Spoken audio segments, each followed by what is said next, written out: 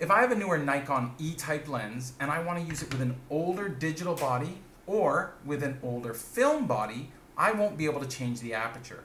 Now, there is a possible yet slightly impractical way to change the aperture. First of all, how do I know if it is an E-type lens? Well, this 105mm f1.4 has an E after the aperture. That means it's an E lens, while this 85mm has a G after the aperture. So this is a G lens. So the 85mm will work on my f6. I can change the apertures, no problem. But the 105 will be open only to its widest aperture of f1.4. So what does the E stand for? It stands for electromagnetic diaphragm mechanism.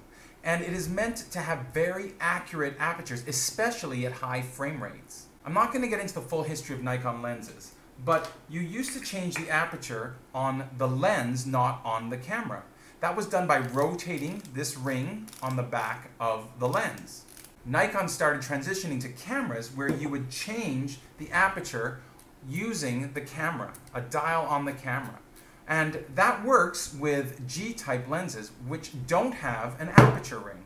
Newer E-type lenses also don't have an aperture ring, but the G lenses had a little lever here, which the camera was able to then change the aperture.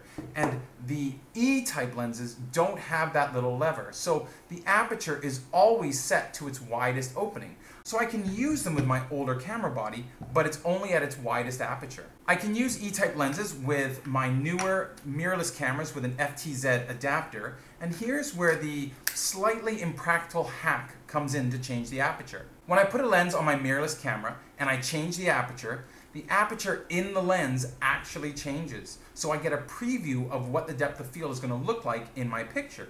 This only works to f5.6 on most lenses because after that, the camera actually doesn't change the aperture smaller than f5.6. Without turning off my mirrorless camera and my lens set to f5.6, I can take the lens off my camera and it still keeps that aperture. Now I can put it onto my older camera body and use it.